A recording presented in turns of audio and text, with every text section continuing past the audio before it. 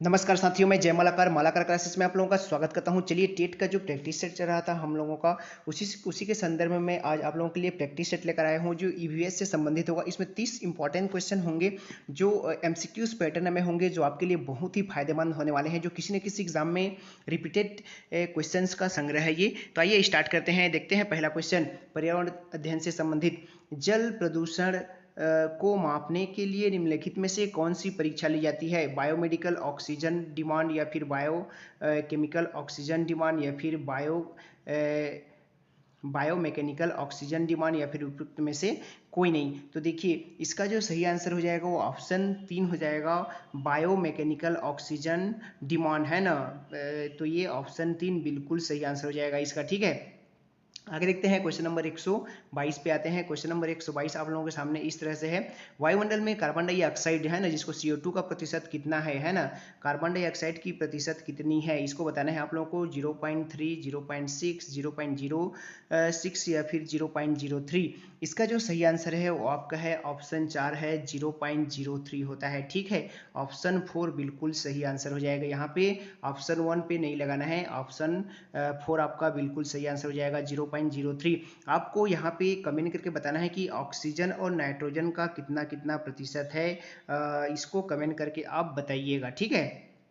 आगे देखते हैं, 123 नंबर। वायुमंडल में कार्बन डाइऑक्साइड मुख्यतः होता है। वायुमंडल में कार्बन डाइऑक्साइड मुख्यतः क्या होता है? जंगल की अग्नि से, जीवों के श्वसन से, या फिर सूक्ष्म जीवों की क्रियाओं से, या फिर कारखानों के धुओं से होता है। तो देखिए, इसका जो सही आंसर हो जाएगा वो हो जाएगा आपका ऑप्शन 2 हो जाएगा, जीवों के श्वसन से होता है। कार्बन डाइऑक्साइड मुक्त होता है, ठीक है। किससे मुक्त होता है? तो जीवों के श्वसन से होता है, ठीक है। वायुमंडल में कार्बन डाइऑक्साइड मुख्यतः होता है बोला है, तो जीवों के श्वसन से होता है बोला है, ठीक है। आगे देखिए,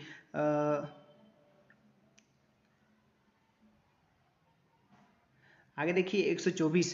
पृथ्वी पर ओजोन परत लगभग कितनी ऊंचाई पर स्थित है? ओजोन परत की ऊंचाई है ना, और कौन से क्षोभ मंडल पर स्थित है, उसको भी क्षोभ मंडल, या फिर कौन से मंडल पे, समताप मंडल स्थित है, कौन से मंडल पर स्थित है, उसको आप कमेंट करके बताइएगा। 0 से 10, 10 से 15, 25 से 40, या फिर 50 किलोमीटर। तो इसका जो सही आंसर है वो आपका ऑप्शन 3 बिल्कुल सही हो जाएगा। 25 से 30 के बीच लेता है, कहीं कहीं 25 से 40, इस तरह से होता है। तो आप इसमें लगा लीजिएगा 25 से 40 पे हो जाएगा।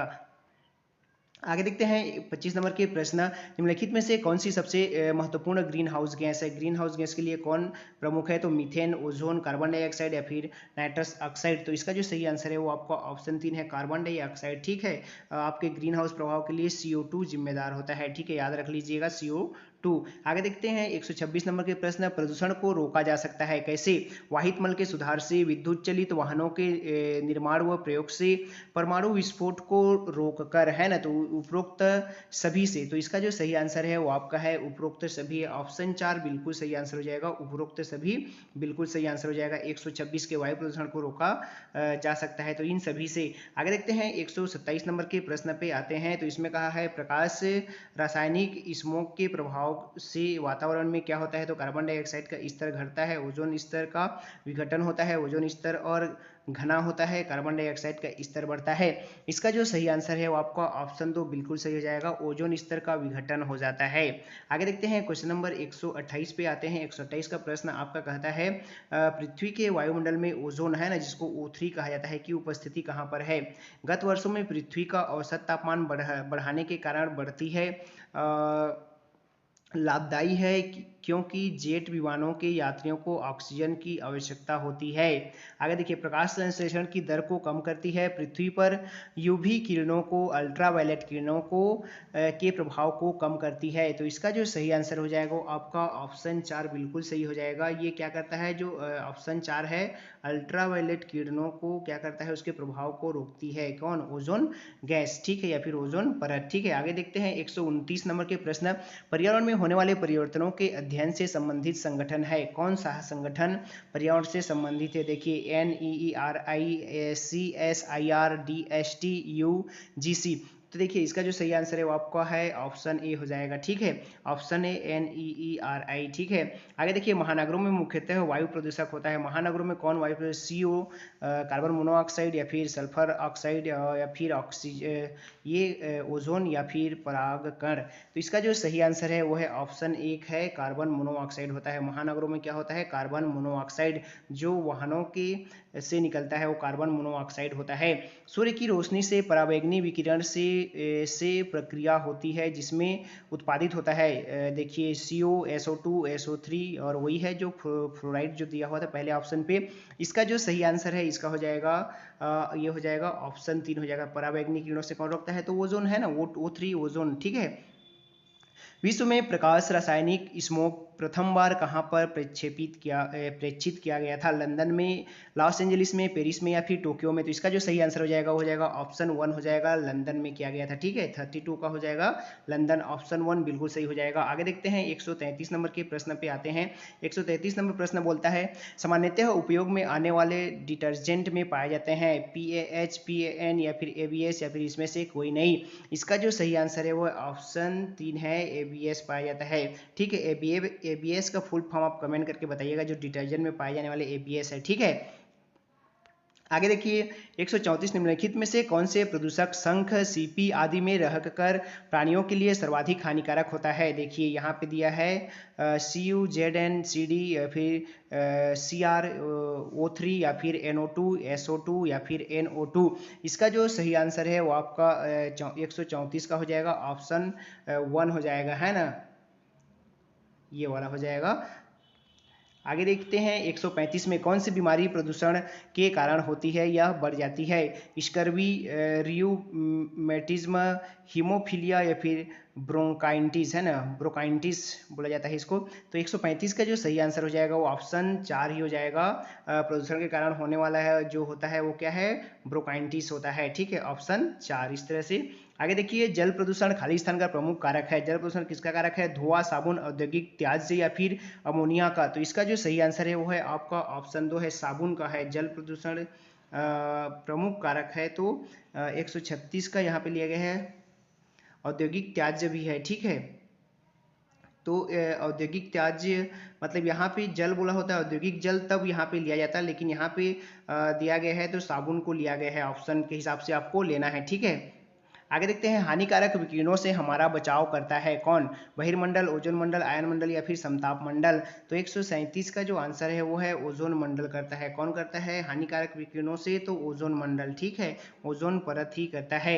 ऐतिहासिक स्मारकों को क्षति पहुंचाती है NO2 CO के कारण या फिर CO2 के कारण, या N व S के ऑक्साइड, है ना, नाइट्रोजन या फिर सल्फर के ऑक्साइड व जल वाष्प के कारण, है ना। तो इसका जो सही आंसर है 138 का उसका है ऑप्शन 4 है, नाइट्रस और नाइट्रोजन और सल्फर के ऑक्साइड के कारण ही ऐतिहासिक स्मारक, जैसे ताजमहल के पीला पड़ने के कारण क्या है भी पूछ देता है कभी कभी, ठीक है, तो ये हो सकता है, ठीक है। आगे देखिए सूर्य की रोशनी से पराबैंगनी विकिरण प्रक्रिया होती है जिसमें उत्पादित होता है कार्बन मोनोऑक्साइड, सल्फर डाइऑक्साइड या फिर ओजोन या फिर फ्लोराइड। तो इसका जो सही आंसर है 139 का वो है आपका ऑप्शन 3, पराबैंगनी किरण मतलब ओजोन ही आएगा, ठीक है, याद है O3 ही आएगा। इसमें से कौन वायु प्रदूषक नहीं है, कौन वायु प्रदूषक नहीं है, उसको बोला है carbon monoxide, carbon dioxide, sulphur dioxide या फिर हाइड्रोकार्बन। तो इसका जो सही आंसर है वो है आपका कौन सा वायु प्रदूषक नहीं है बोला है, तो यहाँ पे आपका कार्बन डाइऑक्साइड थोड़ी मात्रा में वायु प्रदूषक नहीं है, लेकिन कुछ मात्रा में ये भी वायु प्रदूषक होता है, ठीक है, बाकी इनके तुलना में ये कम होता है, ठीक है। आगे देखते हैं 141 पे निम्नलिखित में से कौन सा सर्वाधिक स्रोत है किंतु प्रदूषक नहीं है। देखिए ऊर्जा का सर्वाधिक स्रोत है किंतु प्रदूषक नहीं है, नाभिकीय ऊर्जा, सौर ऊर्जा, कोयला ऊर्जा या फिर लकड़ी ऊर्जा। तो इसका जो सही आंसर है वो है ऑप्शन 2 है, सौर ऊर्जा हो जाएगा। ऑप्शन 2 सौर ऊर्जा क्या होता है, सर्वाधिक ऊर्जा का स्रोत है किंतु प्रदूषक नहीं है। अधिक विकिरण के संपर्क में आने से रोग होता है, कौन सा, टीबी, रिकेट, कैंसर या फिर स्कर्वी। अधिक विकिरण के संपर्क में आने से आपका होता है अधिक विकिरण के जो होता है तो उसमें कैंसर होता है, ठीक है, ऑप्शन 3 हो जाएगा। अधिक विकिरण के संपर्क में आने से 142 का लिया गया है, ऑप्शन 3 लिया गया है यहाँ पे, ठीक है, कैंसर होता है। ग्रीन हाउस प्रभाव खाली स्थान के लिए उत्तरदायी है। वायुमंडल में कार्बन डाइऑक्साइड की मात्रा के बढ़ोतरी के लिए वायुमंडल में कार्बन मोनोऑक्साइड की मात्रा में बढ़ोतरी के लिए, वायुमंडल में मीथेन की मात्रा में बढ़ोतरी के लिए, या फिर वायुमंडल में कार्बन डाइऑक्साइड और मीथेन की मात्रा में बढ़ोतरी के लिए। तो इसका जो सही आंसर है वो आपका ऑप्शन 4 लिया गया है। 143 में ऑप्शन 4 लिया गया है। वायुमंडल में कार्बन डाइऑक्साइड और मीथेन की मात्रा के बढ़ोतरी के लिए ये क्या होता है, उत्तरदायी होता है। ग्रीन हाउस प्रभाव है ना, मीथेन और कार्बन डाइऑक्साइड है ना, याद रखिएगा। वायुमंडलीय दाब का अचानक गिर जाना प्रदर्शित करेगा क्या को, वर्षा आगमन का, स्वच्छ मौसम का, तूफान का, या फिर शीतलहर का। तो 144 का जो सही आंसर है वो जाएगा ऑप्शन 2 हो जाएगा, स्वच्छ मौसम का। ठीक है, वायुमंडलीय दाब का अचानक गिर जाना मतलब स्वच्छ मौसम हो गया है ना। आगे देखिए, निम्नलिखित में से कौन मृदा को प्रदूषित करता है, गोबर की खाद, आर्सेनिक, हरी खाद, या फिर यूरिया।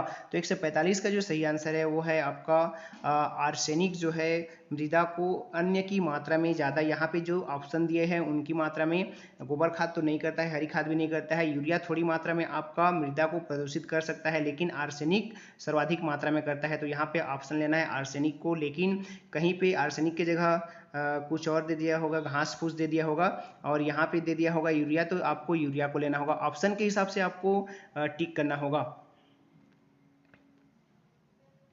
आगे देखते हैं 146 नंबर के प्रश्न पर, भोपाल में स्थित यूनियन कार्बाइड संयंत्र में कौन सी विषैली गैस का रिसाव हुआ था, कार्बन मोनोऑक्साइड, मीथेन, या फिर मेथिल आइसोसाइनाइड, या फिर मेथिल आइसोब्रोमाइड।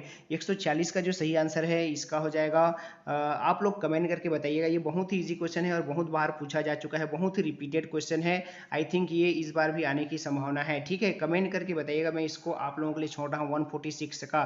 ठीक है, आगे देखिए, प्रदूषित वायु में श्वास लेने से क्या होता है, मानसिक रोग, श्वसन रोग, तपेदिक, या फिर कोई रोग नहीं होता है। तो देखिए, प्रदूषित वायु में श्वास लेने से क्या होता है, तो होता है आपका श्वसन रोग होता है। ठीक है, श्वास से संबंधित रोग होगा, उसमें श्वास लेने में दिक्कत आने लगेगी। अम्ल वर्षा का प्रमुख अवयव क्या है, हाइड्रोक्लोरिक अम्ल, सल्फ्यूरिक अम्ल, एसिटिक अम्ल, या फिर कार्बोनिक अम्ल। तो इसका जो सही आंसर है वो है आपका ऑप्शन 2 सल्फ्यूरिक अम्ल होता है। इसका आपके अम्ल वर्षा का प्रमुख कारण क्या होता है, तो सल्फ्यूरिक अम्ल होता है, याद रखिएगा, बहुत बार पूछा जा चुका है।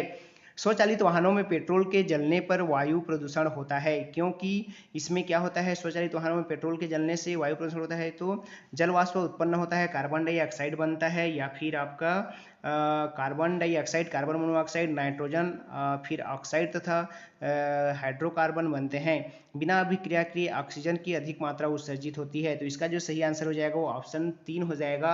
उसमें कार्बन डाइऑक्साइड भी निकलता है, कार्बन मोनोऑक्साइड भी, नाइट्रोजन भी, नाइट्रोजन के जो ऑक्साइड होता है, और हाइड्रोकार्बन भी बनते हैं। तो ऑप्शन 3 बिल्कुल सही आंसर हो जाएगा। अंतिम प्रश्न देखते हैं, मनुष्य की कार्बन मोनोऑक्साइड के वातावरण में मृत्यु हो जाती है, क्योंकि देखिए कार्बन मोनोऑक्साइड के कारण, या फिर कार्बन मोनोऑक्साइड के कारण मनुष्य की मृत्यु हो जाती है। क्यों, यह शरीर में विद्यमान ऑक्सीजन के साथ संयोग करके कार्बन डाइऑक्साइड बनाती है।